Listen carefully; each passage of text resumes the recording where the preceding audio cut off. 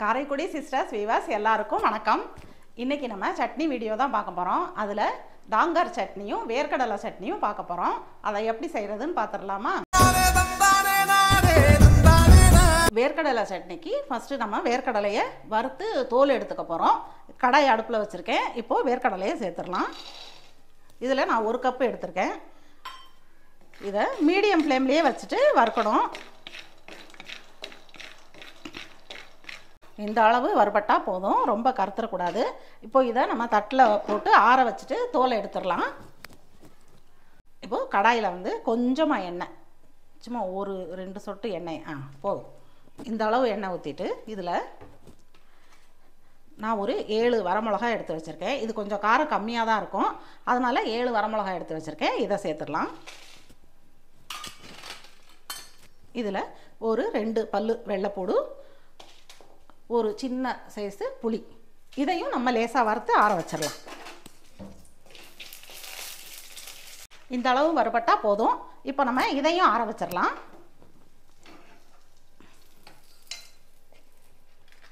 எல்லாம் வறுத்து தோல் எடுத்து ரெடியாக இருக்குது. இப்போ நம்ம அரைக்க ஆரம்பிச்சிடலாம். நான் இதில் இந்த பீஸில் ஒரு 5-6 பீஸ் தேங்காய் எடுத்து வச்சுருக்கேன். இதுக்கு தேங்காய் கொஞ்சமாக சேர்த்தா போதும். இதை ஃபஸ்ட் போட்டுக்கிறேன். இதில் நம்ம வறுத்த மிளகாயும் வெள்ளைப்பூடு புளி இதையும் சேர்த்துட்டு முதல்ல இதை பல்ஸில் போட்டு ஒரு 2 சுற்று சுற்றிடலாம்.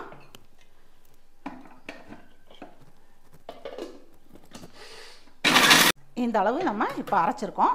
இதில் நம்ம வறுத்து தோல் எடுத்த வேர்க்கடலையை சேர்த்துக்கிறோம். 1-2 தோல் இருக்குது, பரவாயில்ல, அது இருந்தால் இருந்துட்டு போட்டோம்.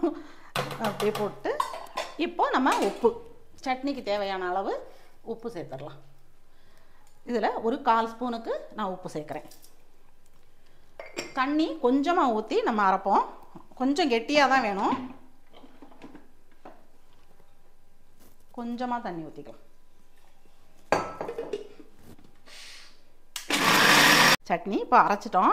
ரொம்ப கொரகொரப்பாகவும் இல்லாமல் ரொம்ப நைஸாகவும் இல்லாமல் நம்ம இந்த அளவுக்கு அரைக்கணும். பாருங்கள், இந்த அளவுக்கு அரைச்சாதான் சட்னி நல்லாயிருக்கும். இப்போ இதை நான் பவுலுக்கு மாற்றிடுவோம். அரைச்சிட்டேன். இப்போது நான் இதில் கொஞ்சமாக தண்ணி ஊற்றிருக்கேன் ஜாரில். இதையும் ஊற்றிடலாம். இந்த அளவு கெட்டியாக இருந்தால் போதும்.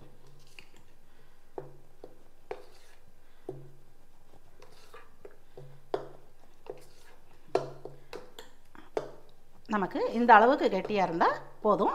இப்போது இதை தாளித்து கொட்டி இதில் நம்ம ஒரு 1/2 குழிக்கரண்டிக்கு எண்ணெய் ஊற்றிக்கலாம். இந்த அளவு எண்ணெய் போதும்.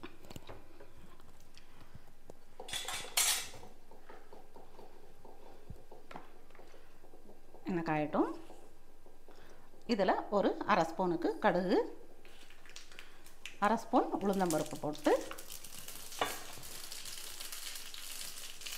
கொஞ்சமாக கருவேப்பிலை, இதில் நம்ம கொஞ்சம் சின்ன வெங்காயம் சும்மா ஒரு 4-5 பீஸ் மட்டும் போட்டுக்கிறோம். வெங்காயம் கொஞ்சம் ப்ரௌன் ஆகட்டும், தாளிச்சிக்கலாம்.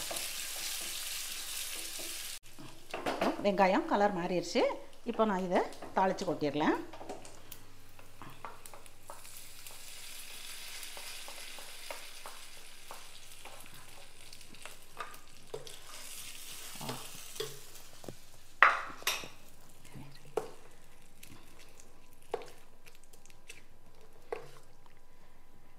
வேர்க்கடலை சட்னி நம்ம கம்மன்னு சூப்பராக ரெடி ஆயிடுச்சு. அடுத்தது டாங்கர் சட்னிக்கு நம்ம கடாய் வச்சுருக்கேன். இதில் இது வெங்காயம் தக்காளி நல்லா வதக்குறது அந்த எண்ணெயிலேயே தான் வதக்கணும். அதனால கொஞ்சம் எண்ணெய், இதில் 1/2 குழிக்கரண்டிக்கு நான் எண்ணெய் ஊற்றிக்கிறேன். இந்த அளவு எண்ணெய் எதுக்கு கூட சேர்க்கணுமோ அதுக்கு கூட சேர்த்து தான் ஆகணும்.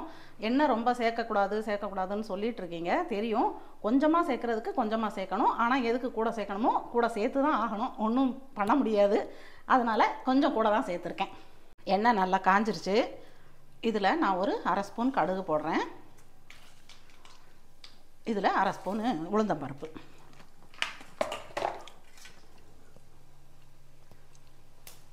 கொஞ்சம் கருவேப்பிலை, இதில் நான் ஒரு 150 சின்ன வெங்காயம் உரிச்சிட்டு நல்லா பொடியாக கட் பண்ணி வச்சுருக்கேன். இதை சேர்த்துடலாம். வெங்காயம் தக்காளி நல்லா வதங்கணும். இது அரைக்கிறதோ எதுவுமே இல்லை, இப்படியே நம்ம காய்ச்சறது தான். வெங்காயம் பாதி அளவு வதங்கட்டும். நம்ம இது கூட பூண்டையும் சேர்த்துக்கிறேன். ஒரு 4 பல்லு பூடு சின்ன சின்னது எடுத்து பொடியாக கட் பண்ணி வச்சுருக்கேன். இதையும் சேர்த்துறேன்.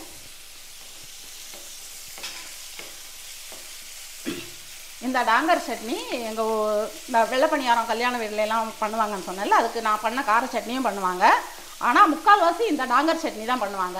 இது இட்லிக்கு தோசைக்கும் ரொம்ப நல்லாயிருக்கும். அதான் சரி இன்றைக்கி நம்ம வீவர்ஸ்க்கு செஞ்சு காட்டிடலாம் அப்படின்ட்டு இன்றைக்கி செய்கிறேன் நான்.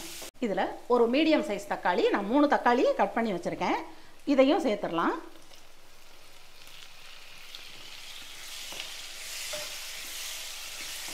தக்காளி வதங்குறதுக்கும் சட்னிக்கும் சேர்த்து நம்ம உப்பு சேர்த்துறோம். ஒரு 1/2 ஸ்பூனுக்கு நான் உப்பு சேர்க்குறேன்.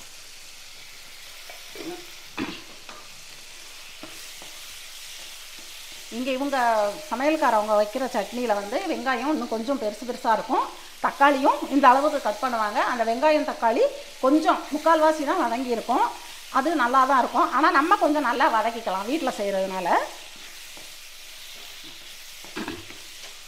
மூடி வச்சிடலாம்.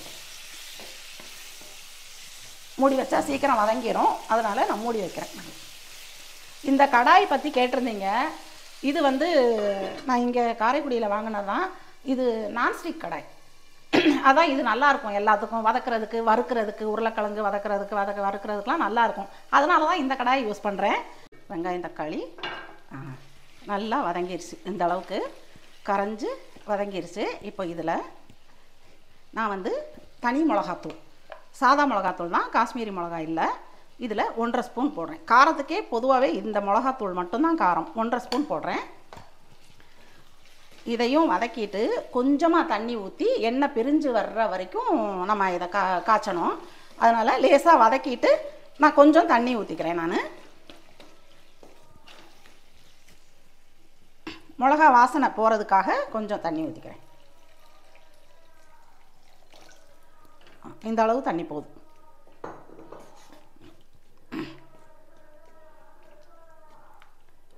உப்பு மட்டும் பார்த்துக்கிறேன். கொஞ்சம்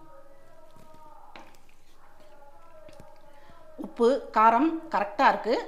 இப்போது இது நல்லா வற்றி எண்ணெய் மட்டும் பிரிஞ்சு வரட்டும். நம்ம இறக்குனா நம்ம டாங்கர் சட்னி ரெடி ஆயிரும். சட்னி சூப்பராக ரெடி ஆயிருச்சு. எண்ணெயெல்லாம் பிரிஞ்சு வந்துருச்சு. இந்த அளவு வற்றினா போதும் நமக்கு. இப்போது நம்ம இதை இறக்கிடலாம்.